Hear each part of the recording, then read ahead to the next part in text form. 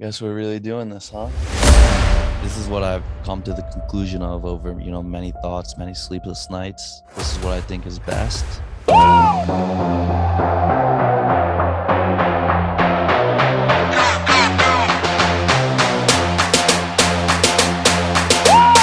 I've been putting this off for a while, and I really didn't want to make this video.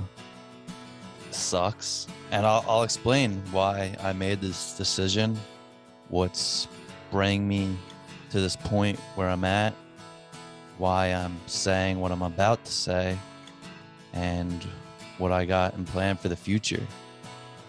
So for the next however many days, I'm not really going to put a timestamp on it, but I'm going to be stepping away from YouTube. I'm going to be stepping away from Instagram, social media, all social media, TikTok, Snapchat, everything. I'm taking a break. I'm also going to be taking a break from drinking.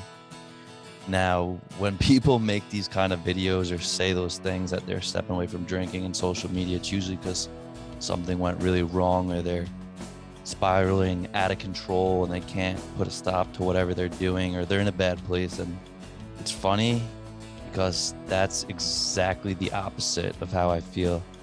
I honestly feel like I'm in the best spot I've ever been in my life, mentally, maybe not physically because this injury, but mentally, I just feel happy. I feel good.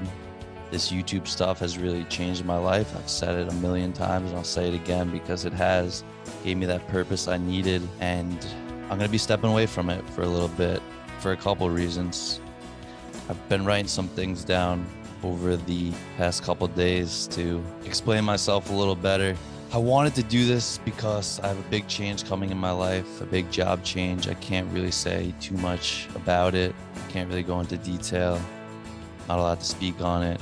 But I will say that a new change is coming for me in my life starting next week. And I won't have the time to make these videos and try and stay consistent with these videos, which is a big part of growing and becoming successful on YouTube. You got to stay consistent. You got to constantly be putting videos out. And social media is something that's very, twisted, or, could bring good and bad. It has both pros and cons to it. And someone was just asking me, how do you feel about stepping away from this? And honestly, happy, because I said, I don't really like social media. I don't like the negativity and the comparison that it brings. And they were like, well, this is what you do. Like, that's what you do. How could you say something like that? That's not true. And it is true. I don't like how it's used, but I run it like a business in my eyes. And I think by stepping away, I'm going to be able to grow personally to new heights that are unimaginably helpful for my future. I think by detoxing, I'm going to tap into different emotions, different ideas, different feelings.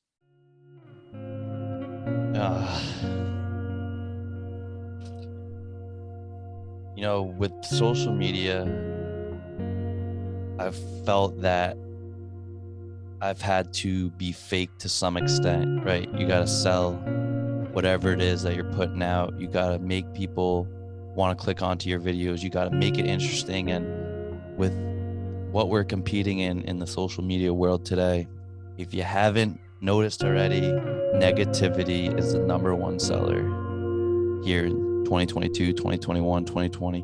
Negativity sells.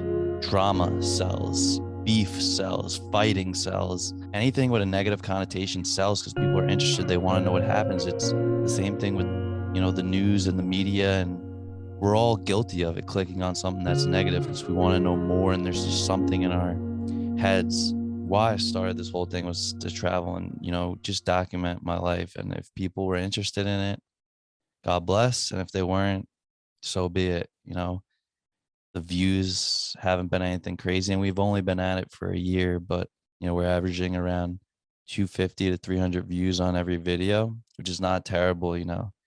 When I get down on the views, I think, that's 300 people that are tuning in to watch me. That's 300 people giving me their undivided attention for 8 minutes. And I owe it to those people to put out good content each and every week. And that's what I tried to do. or I've tried to find the balance between quality and quantity, try and put out 2 videos a week, which is almost impossible for me to do with the quality of how I want the videos to come out. But the followers don't mean shit. Like I said, it's more of me providing the content to the 300 people or whoever, however many people are clicking in to watch me. I owe it to those people. I owe it to the people who are constantly reaching out to me, encouraging me, giving me very supportive words and comments on what I've done so far with this. And yeah, like I said, more and more people nowadays are looking to social media as validation. How many likes they get, how many comments, how well something does. And I didn't start this for validation. I started this to document. I'm more in this for myself, for the personal growth, and for the loyal people that have been rocking with me. If my lifestyle sells and happens to gain traction over the years, that's amazing. And if it doesn't, I'll still be happy, because at the end of the day, I went out and I tried something new.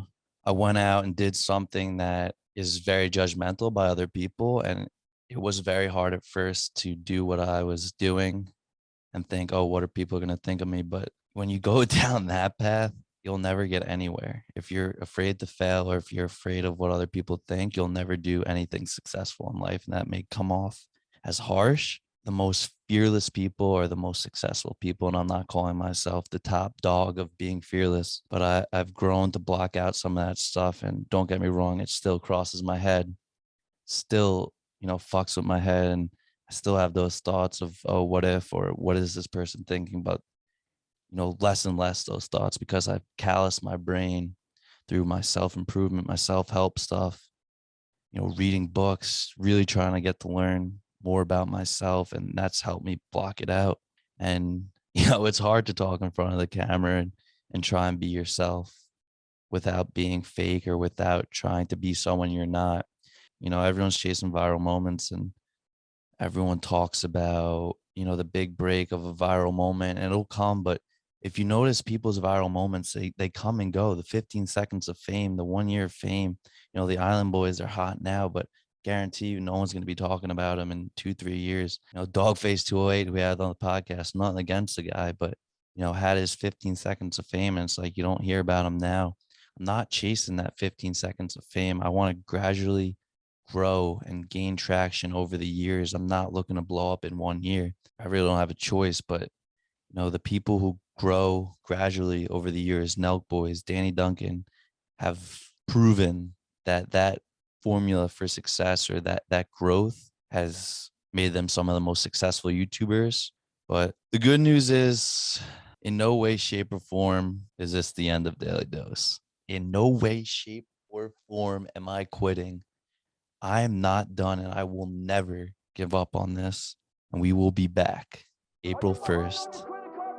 Guess you could call it season 2 of Daily Dose, however you want to look at it. I'm not going to stop filming 2 months, 2.5 months from now. It's 2 videos a week consistently, like I've said. This is what I've come to the conclusion of over, many thoughts, many sleepless nights. This is what I think is best. And I'll never stop with this camera. I'll never stop speaking on how I feel and doing what I love. So the camera continues to roll, even though you might not see me or hear from me these next 2 months. I'm going to be working my ass off to continue to film. I'm not going to try and beat an algorithm. I'm not going to try and be someone I'm not. This is DailyDos, and this is what you're going to get. So Daily Dose will be paused, but it's not over. April 1st, we will be back. I'm not leaving. I'm not fucking leaving! The show goes on!